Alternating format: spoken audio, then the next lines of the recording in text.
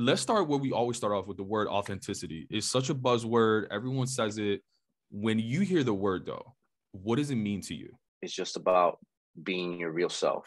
You know what I mean? Just being as grounded to what is important to you, what your values are that represent, what you want to put out in the world as a person, in terms of whether it's verbally or visually, right? Like all those things, that it represents who you are, and that it's as real to your soul as like religion.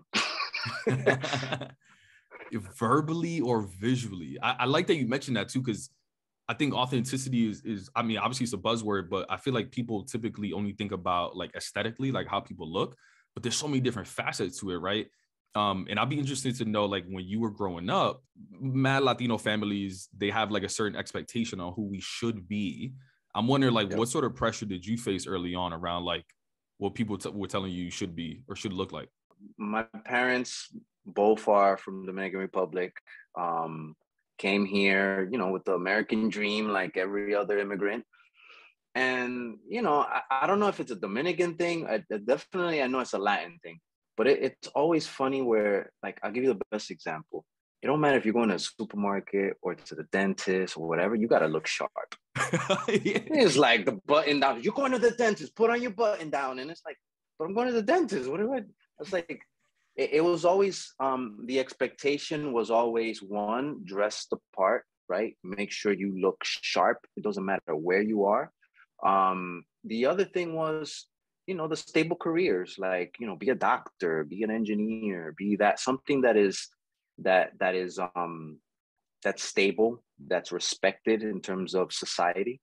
And so that for me was always the pressure. My father, God bless, rest his soul, he worked 30 years in a factory, you know what I'm saying? And I worked with him once, and he wanted just, his kids to progress and have better options, more things than himself. So for him and for my mom, they both wanted it for the right reasons. And usually you just look at what is kind of the cookie cutter ideal vision of what is a successful person, right? Oh, they look like this, they wear suits, and they're clean cut, and they have their doctors and lawyers and all that stuff. And that's they didn't experience it, so they just look at what's on paper, right? And that was my experience. That was always the pressure growing up, whether for myself, for my sister, or even my family. I remember, well, it's funny because even going to the airport now, like, I'm trying to dress as comfortable as possible. Like, I'll probably even, like, I'm throwing sneakers and some sort of like gym clothes, right? But I remember growing up, like, I used to even like dress up as a family, like to go to the airport. Yep. That was for you too? Yeah, I'm telling you, everywhere. It didn't matter. It's just like, excuse me, where are you going like that? Like, your shirt's not ironed. Even till this day, I joke with people because I was traveling, and there was one time I went to a country and they didn't have an iron in the hotel. And I was like, oh, hell no, I am never going to experience this again. I bought a little mini iron because I was like, anywhere I go, I got an iron, and I'm sitting there ironing everything because that's instilled from like as a kid. Like, you don't go anywhere that your stuff is not fresh, sharp, clean. And that was always the pressure, whether it was the airport, whether it was the dentist, the supermarket, wherever, it did not matter. But it is funny too, because I think when you were saying your story, it reminded me of, because I think it's also a generational thing, right? If you think of like some of the older, let's call them execs, right? Senior execs, they're always dressed in suits. Mm-hmm. And the airport, I'm like, man, you look so uncomfortable. Yo, yeah. I'm just remembering that it's been a while since I've done like business travel, but yeah, I see the same thing. Like, when you get on a plane and you walk past first class, everybody in first class is like typically wearing some sort of like business attire. Exactly. And I remember somebody, had told me, well, make sure that you have a jacket, look sharp, because it's a networking opportunity as well. And they always make sure that, you want to be representable, right? And I was like, okay. Yeah. But honestly, I'm like you. I'm like, yo, chancletas, sweats. I'm trying to be comfortable. But yeah. All right. So tell me about, that's the advice that you're getting from your family. And I got the same thing. Like, my grandfather would be like, well, do you see presidents with beards and do-rags and earrings, tattoos? No, do the same thing, right? But then, I mean, just like you, like I grew up on the East Coast, you in Jersey, I was in New York, and hip hop was very prevalent when you were growing up. And I don't know if it was like this for you, but like I remember there was a point where like I wanted waves in my hair so bad. I bought a do-rag, and the rule, like it was kind of like a negotiation. Like I was like, you abuelo, I'm aware this, but only in the house. We good? We good? He like, yeah, you better not wear that outside. And I had to like sneak it out kind of thing. But like, I wanted the earrings. I wanted the do-rag. I wanted the baggy clothes. Like, what was that like? Did you also have to go through like a negotiation at home? Yes, 100%. And it's funny too, because there's a couple topics. So it's culturally, I think as there's this part where that could go into another separate topic, but I'll still throw it out here. This notion of even being this color, right? We're brown, got cousins that are much darker. We're obviously, African descent, right? There's mix of that's in us, but we don't identify so much. We don't identify. We identify with our European heritage. And so for me, being an American born here, where you're like mixed and especially growing up, you're around my age too. Like I grew up around the golden age of hip hop, and you're in Jersey, New York, and that whole area. Like there's no way that stuff is not going to influence you to some extent. And I sucked it all up. That was me. I was all about hip hop, R&B, and a mix of tropical, bachata, merengue, all that stuff. But you would see I dressed like part of the culture. It was all influence. And for my family, it was like, oh yeah, what are you doing? Why are you dressing like that? Who do you think you are? You're not black in this. I'm like, it's not a race thing. It's a culture thing. It's just hip hop or whatever. And this is how I dress. This is what I like. So I always had that struggle with my family because they just saw it as like something that you're not supposed to dress like that, right? Earrings, tattoos. I don't know about you. Like I remember. I'll give you two stories that were. One of them is hilarious, and it goes with the Bible. That will be the last one. But the first one, tattoos. Like I don't know why there was always this thing. It was my father, and my father wasn't the only person that said that. Like I think at 17, I got my first tattoo. Like I snuck it. Like me and my boy went and we got a tattoo somewhere. It was terrible because we got in somebody's house. It's bad. I definitely don't recommend that to anybody. Save up the money and go to a proper place. But what was it? What did you get? I wanted to get a dragon. Okay. I was like, okay. Oh, and I couldn't afford like a nice cool dragon, so I got like the little Mortal Kombat logo. It was like low budget dragon, but I remember I snuck it. I hid that from my family for I don't know how long, and then eventually I was just like, you know what, I can't do this, and then I just showed it to my father, and he freaked out. He's like, how can you do that to yourself? Now you're tagged. Like now the police can, are going to be able to identify you. And I was like, Dad, like I'm not planning to rob a bank anytime soon. Like, what's the problem? But it's a cultural thing because I know that it wasn't just him. A lot of family would be like, oh, you're tagging yourself. It was kind of like you're leaving these personal marks that somehow are like, I'm John Bourne and I'm going to be like, noted on the computers when I go to another country or something like that. But anyways, that was one. And then the other one, which was an earring, I was a bit rebellious. I got an earring when I was 13. Did you get both of them? Did you get one? I just got one. Because at first it was like, just get the, yeah. That was the thing back in the day. It was like, yo, but you got to get one of them because if you get two, and it was it like the left or the right that you had to get? Yeah, okay. It was the left. I never got a tattoo or the earrings because I got that same feedback from you, but I was just terrified, so I didn't do any of it. So this is how I did it. I was like, I'm gonna get an earring. I got the one on the left, right, though, whatever. Yeah. And then I go to my family. I was like, I want to get an earring. And I said, what are you, crazy? You can't have an earring and everything. And at that time, my mom is a Jehovah's Witness, right? She still is to this day. Very religious, reads the Bible. And, she used to try to teach me on the low the Bible because my father was not a Jehovah's Witness at all. He was anti, that makes an interesting household.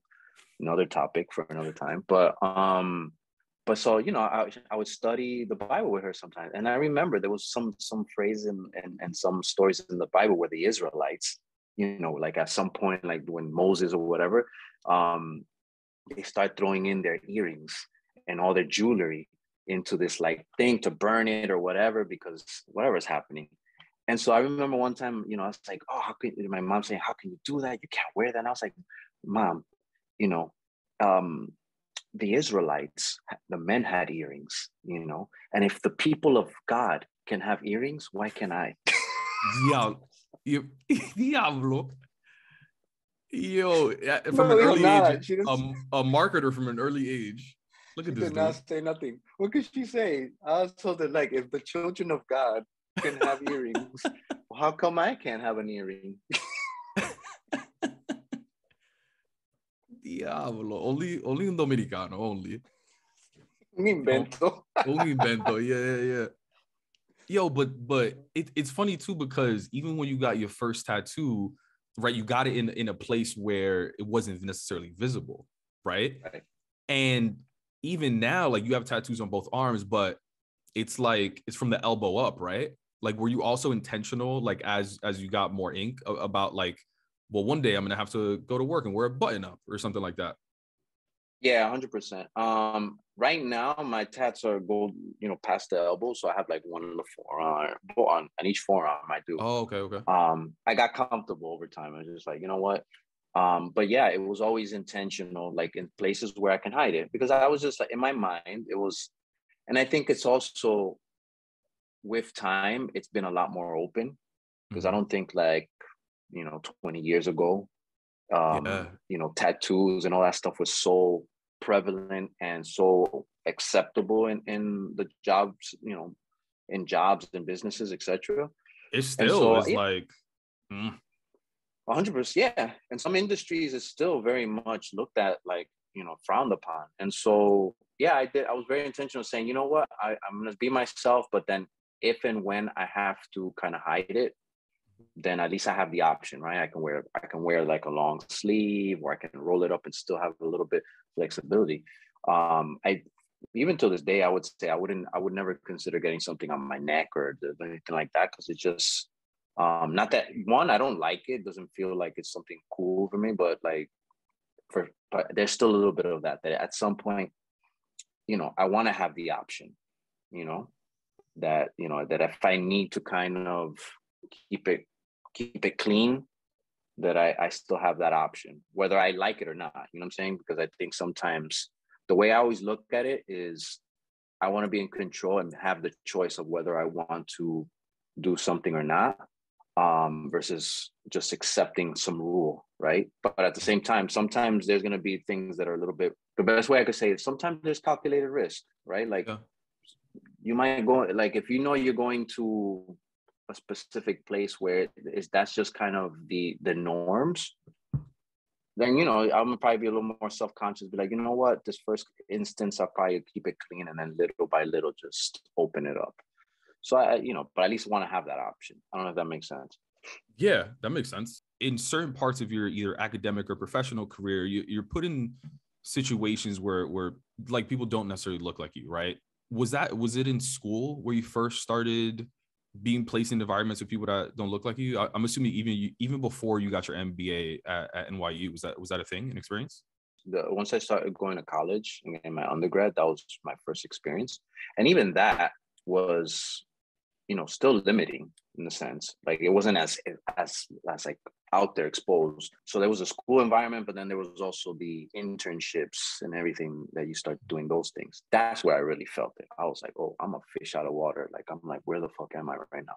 But it started with the university, because when I went to high school, it was, you know, I grew up in Jersey City, Union City area, and it was all primarily, you know, Hispanics, Blacks, right, like all minorities.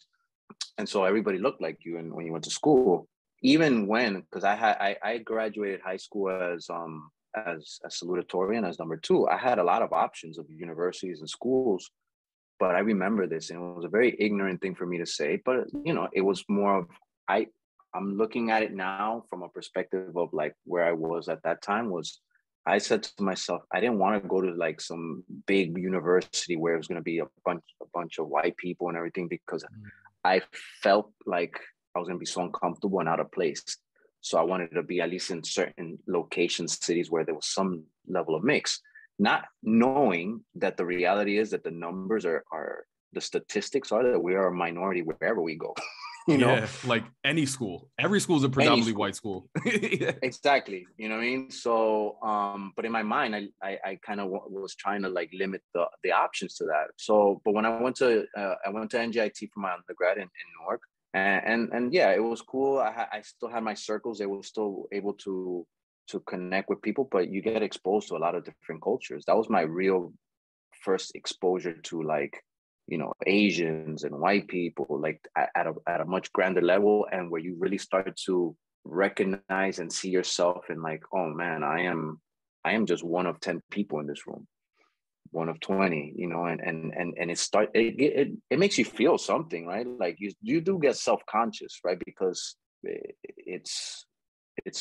that's one of my first experiences, be like, I didn't see anybody that looked like me. Then I got self-conscious, like, man, how do I talk? Like I don't want to look weird or sound stupid or anything, because you see how people talk, that like even things like their accents and the words they use, and so all of a sudden, you know, you kind of start to like, because it's just human nature, you try to fit into the environment that you're in. Definitely felt that in school. Definitely even more so felt it when I started doing internships and going and having a little bit of a taste of corporate America. Because I started off, I did pure tech. My first internships were in IBM. Were at like I went to Raleigh in North Carolina. So imagine that I was in the South. Because you were an engineer. I was an engineer. You were training and studying to be an engineer.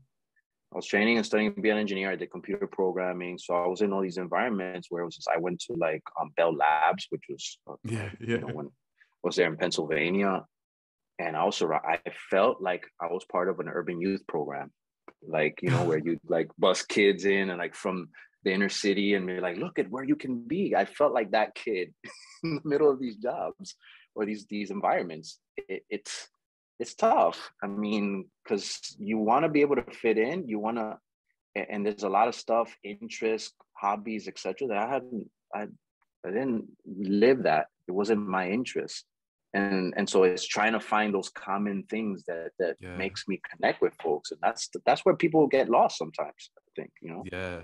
But isn't it wild to think about, like, you looking back at that experience, like you graduated top of your class, and I don't care where you went to school, graduating top of your class anywhere, that's a feat, right? And even you, like, I'm impressed by anybody that studies like anything that technical, mathematical, like that shit is hard.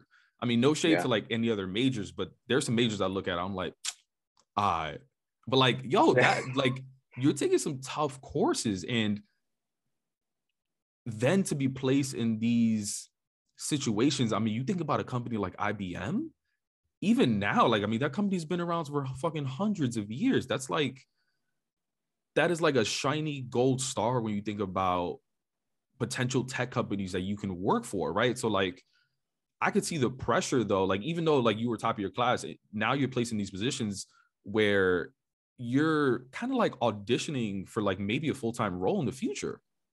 So there's a lot of pressure on you on like, yo, I better do well, because this might impact my bag when I graduate, right? So even for you feeling a little bit insecure, like, in what ways did you potentially start to assimilate or maybe hide parts of who you were? Like, what ways did your identity start to shift a little bit? It starts with those nonverbal cues, right?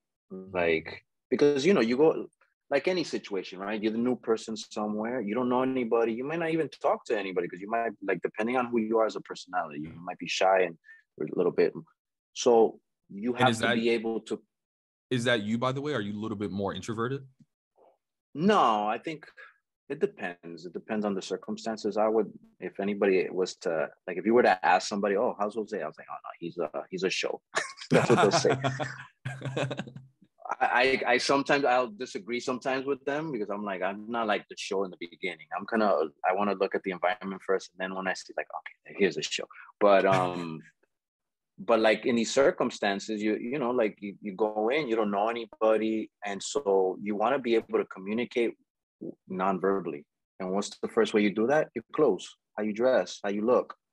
And Yeah. so in some instances, I mean, it was just the norm. Like, you know, some of these work jobs, especially at that time, they had kind of some dress codes, right? Like slacks and a polo tucked in and all that stuff. And I was like, oh, fuck.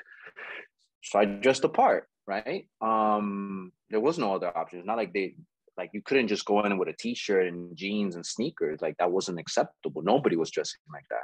And so that's the first way. And so, you know, that's clothes that I was not used to wearing.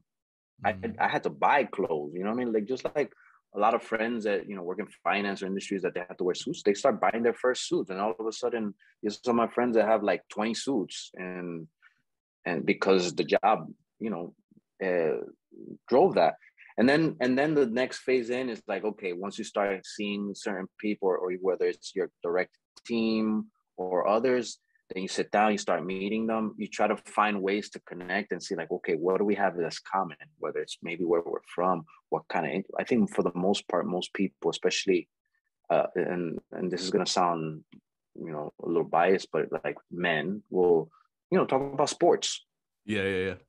Which is Oh, team, like, awkward for women when they're placed in those situations because they don't necessarily, and then for them, they got to find another commonality. But I feel like sports is always like the common ground where people always like just start bonding and stuff. 100%. And I would say, not imagining for a woman, like, you know, it's not perceived that they're like into sports like basketball or football. And yes, it's sports. Men and women enjoy, you know, those sports. So men won't necessarily engage with a woman and be like, oh, did you follow this? And so it's weird. It's these social kind of like rules. But yeah, it's like sports and these conversations. And then when it came to those topics that had nothing to do, I had no clue about, I just had nothing to say. And then all of a sudden you become that kind of like, you know, staying quiet. Or after a while, I'll be like, no, I've never played golf, or I don't, you know, no, I've never gone fishing. No, I've never done any of those things. And then little by little, you know, you start to get exposed to some of those things. And but you still always feel a bit awkward, right? Because it's not just because you've never done them and you don't, it's not like some things you might actually do for the first time. You're like, I like this is cool. Some other things you'll be like, man, it's not really me, but you kind of go with the flow, but you still some way feel uncomfortable, right? Like there's this little like internal, like if you had to describe it, like there's a little bit of tense, you feel tense. That's the only thing that I can describe is like, how did you feel in those environments? Your body feels a little tense. And so you see you see the person that looks like you across the room and you give them that nod and they nod back. You know what it is, right? Like you see each other and you know, like, yeah, I see you and you in the same space as me right now. Yeah. Like, it's like from afar. Yeah. But, the head nod is, like you don't even got to say anything. Like everybody knows the head nod and what it means. It's interesting too, because I agree, right? Like I always say there's nothing wrong with expanding your preferences, right? I think the problem lies when you try it, you don't like it, and you feel the need to continue only to be accepted, right? Like, for example, I love Seinfeld. And maybe that's a New York thing. Maybe that's just like, but like that was something that I didn't necessarily grow up watching, but people always talk about it. I'm like, yo, let me check it out. I was like, oh shit, it's funny. Brussels sprouts, love Brussels sprouts. I never ate Brussels sprouts growing up, but people at work talking about it, or like I had it at a dinner, love Brussels sprouts, right? But then there's other shit like I used to binge watch shows that I didn't like Riverdale, for example, because my team liked it. Yeah. But the only reason I was watching it is so that when they talk about it at like a work dinner, I could jump in on the conversation because that's how you build relationships, right? But it's an interesting mix to your point around like, yeah, like try everything or, you know, don't. But like, if you like it, keep fucking with it. If you don't, that's the problem. Like, did you find anything did you find yourself trying anything? You were like, yo, this ain't that bad. It's even to this day, it's always funny because as soon as I say, you're gonna be like, yep, facts. I love steaks that are medium rare. Oh yeah, me too. Yeah.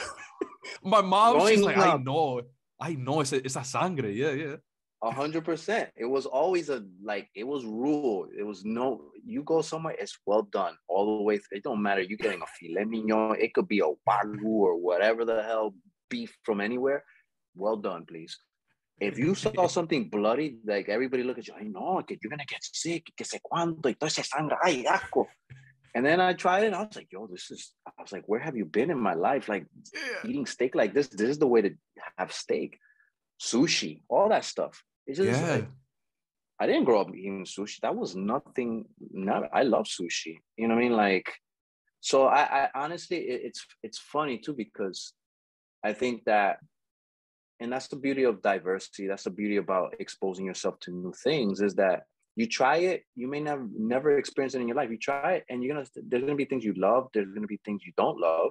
And over time, your palate kind of gets a lot more diverse. You have a lot more experiences. And you know what becomes interesting and funny is that, because I think we talked about it like when we first had our like intro chat, that all of a sudden then you almost over time feel a little bit out of place in both sides.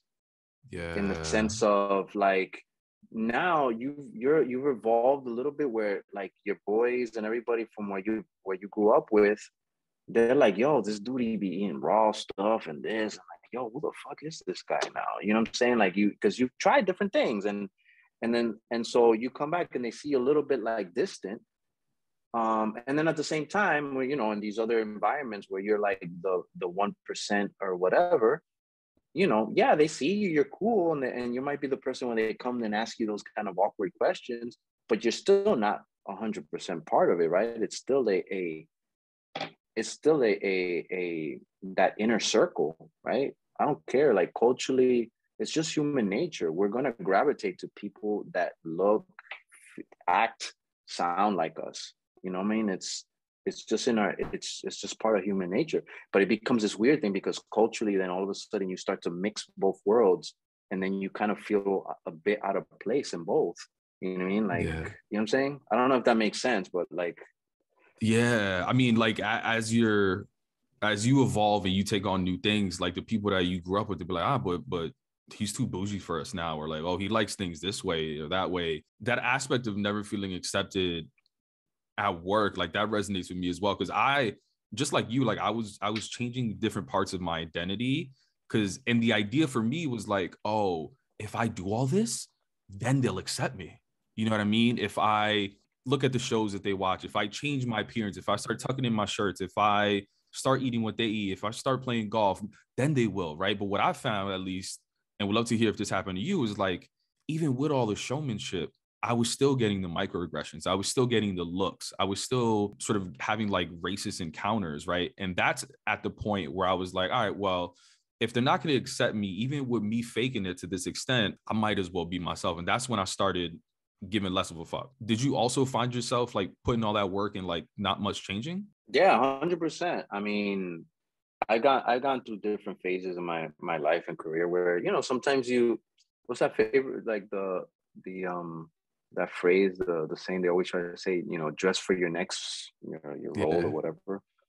So I used to think, okay, no, I need to dress and look the part, like the branding, right? Like, where it's like, you need to brand yourself as someone that looks like this. And you go through those things because, for whatever the object, whether it's to, like, for people to feel accepted, whether it's more to be like for excelling because you're ambitious and you just want to like get the promotion, you think that you got to look like everybody else, you do it. And I remember doing that and thinking, I just felt stupid as fuck. I felt so uncomfortable. I didn't feel comfortable. Like, I remember like times when I would go into I going through this phase where I was like, no, I'm gonna wear like my shoes and a fucking button down, and I even started wearing like little sports jackets. I felt like a dick. I felt stupid, and granted, you know, like, some people will be like, oh, you look sharp today, you know what I mean, like surprised, oh, look at you, and which made it even more like uncomfortable, because I was just trying to like, because I was like overdoing it compared to some other people, right? Because sometimes you almost get this unconscious pressure that which is true in many instances, that you can't fuck up in anything. You got to be like pristine in these spaces, right? Like, and I don't want to get political, but like, think about like an Obama. Obama was like, he had to be perfect to get to the point that he was president. He can't You can't give not one slight, like any little mess up is like, yeah.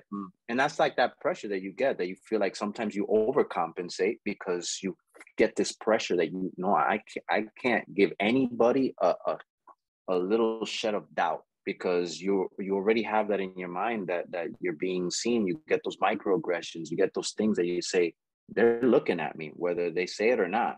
When did you start being more of yourself though? When did you start like giving less of a fuck? I would say as when I was younger, part of some of my experiences in high school and all those different things, like, like some of the microaggressions that I had growing up pissed me off and made me want to like throw it in people's faces, right? So I would dress the part, and then they asked me, "Oh, so what do you do?" I was like, "Oh, I'm an electrical engineer. I do this." And oh shit, that they look at you because they think that like whatever, that you're aspiring to be a basketball player or whatever. And again, there's nothing wrong with that, but they just put you in a bucket. And so I used to go through that phase of wanting to do that. And so when I did that for a while, and then all of a sudden you get this like frustration, and then you start to kind of adjust, and then it kind of, you get frustrated again, and then you adjust again. So I did a couple of those phases, but more recently, like once I got into a situation where on paper, like, there was some level of quote unquote seniority, right? Mm-hmm. Like I had the title and everything. I was like, I'm dressing me 100%, because it's not just about me. It's about also setting an example for people who like were like me, starting in a company and didn't see anybody that looked like them or acted like them. And so for me, I also look at it as not just for myself, but for anybody that looks like me, that they can see someone dressed like me and feel like, okay, cool, I can do that. Yeah, you know what I mean? Like that makes sense though. Like the validation in that title is probably good for you, but also even to your family. Like you could be like, yo, but look at my title, dad, like, or mom, or family in general, you know what I mean? Like I'm a VP now, you know what I mean? And then for you as well, you could be like, oh, but like people report into me, like I have a certain level of influence and all of those kind of things. There's like thinking it of like, okay, now I could do it. And then there's like the day you did it, right? Like, do you remember like one of the first things that you did? Because like, was it, finally wearing your earrings to work, or like finally not tucking your chain, or wearing sneakers to work? Like, or did you just do it all at once? Well, it's tough to answer like in that one, because in the sense that, the industry that I work in, it gives me definitely a benefit there. Like when I used to work at the, for the Department of Defense, there wasn't a lot of room for that. So it was very kind of minimal things that I would do. It would be like the earring. I always had my earrings. That's always been a thing. I always had my chain. I've always had a chain. Always had a chain and earrings. So, but the earrings, you always had them. I always had them on. My chain was like this, but like, so I didn't always have it out, but like I've always had those little subtle details, right? Even within these rules. And then, when I got to, part of the allure and the sexiness of working in entertainment is that part of it is that it's a creative industry, and this rule of no slacks and this, like, it kind of goes out the window. You know what I mean? Like you kind of look weird if you're dressed up in polo. And I it's always funny because I see the people that come and interview or their first week into the job, and I look at them and they look all dressed and spiffy. I was like, well, look around you, give it like another week or two, and then you're gonna be dressing like the way you want to dress. Like you don't need to dress up all fancy and stuff. That's not the rule. And then that's when you start to I just started to like dress 100% myself. When I first started this job, entry level into I came in like in meetings. I'm doing a call like this, like, yeah, I was like this. I was like zero fucks. And so I think over time, as you start to kind of get a little bit more thoughtful, ambitious of like, okay, I want to grow, I want to get more position, then you start to kind of switch up, right? Because like even working in music or entertainment, there's still some, it's not like dress codes, but there is certain visual cues, right, based on departments. And I'm on the business side, and so the business side are kind of the suits, or the guys kind of like that are a little bit more clean cut and everything nice. And I've always hated that as a brand. Like, yeah, why can't you be a business person? Why can't you be, and still look like the, you know, like the dude that's on the creative department? You know what I'm saying? Right. Like right. So with that contrast though, of you being on the business side and then you trying to embrace more of yourself, did you receive any pushback? Sometimes you might get feedback from certain people that, you know, especially more older execs and stuff like that. They mean well. They want to see you grow, progress. They say, listen, you know, I don't think that, you know, you should probably reconsider, you know, these things that you're doing, your haircuts, or, you know, the hats or this. And, you know, you respect them, you listen to it. And in many instances, I would listen, because it's just like, okay, they're looking out for me. They must be saying it for a reason. But then after a while, when you sit there and you realize, like you mentioned before, that it's not like anything changes. It's not like it changes how people, you know, see you or say things to you or whatever. So I was like, you know what, I'm just going to be me 100%. And I did take advantage of the fact that I felt that certain titles, positions kind of opens it up even more. It became, and what I mean by that is, all of a sudden, if you are in an office, you have a more senior title and you're dressed different than everybody else, it becomes more intriguing to some extent, because they say, damn, this guy is dressed like that. He must be like fucking, he must be special, you know? Yeah. Like, I'm not saying that's the case with everybody saying that, but to me, I was just like, you know what? I'm going to leverage the branding that the title and the position gives to not only give me a little bit more liberty to just be me, but also set the example for anybody who is starting in the company or in the business, that says, hey, look, somebody can be, you know, in a more senior position, and look like me and dress the way I dress. You know what I mean? Like, so. Well, I think it's important. I think that's so important what you mentioned, a few things, right? It's like, I was working in a very, like, you working for the government, right? Which is like the most traditional, if not finance, of like industries. And you probably looked around and was like, I want to be more comfortable with being myself.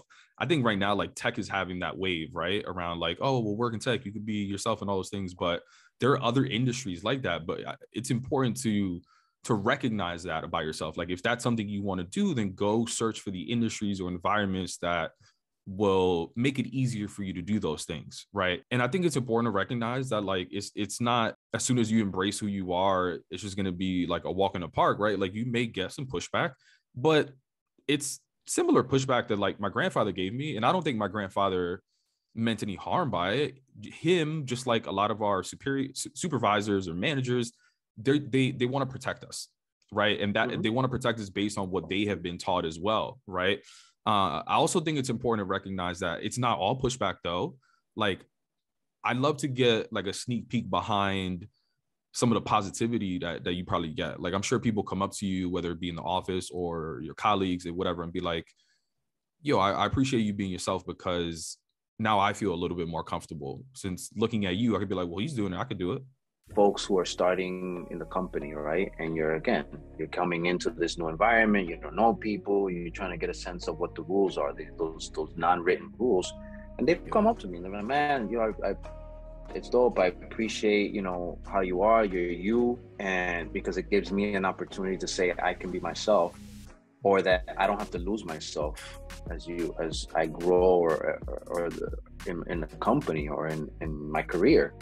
That I can keep a little bit of myself, and that's, to me, that's part of why I do it. It's not like it's not intentional. It's not like I have this secret plan. I was like, this is what I'm gonna do, but more so that it's not just about me anymore. You know what I mean? Like it's also that whether I like it or not, and I do, and I feel so uncomfortable sometimes. You want to like the titles and all that stuff, because I don't consider myself senior, but on paper, VP is still VP, right? That comes with influence, right? Whether you will want it or not, that comes with influence. And for me, that influence, I want to make sure that I make good use of it. And one way of making good use is to make sure that I am representative of where I'm from. I'm representative of people that look like me, because that just allows others to see themselves, you know what I mean? And in a situation where, okay, maybe they're not there yet, but they can at least say, you know what, it's good to see someone in that kind of position.